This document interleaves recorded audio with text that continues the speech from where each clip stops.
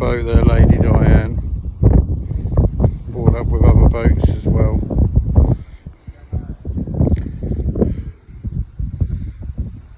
Quite a few on the quayside here as well.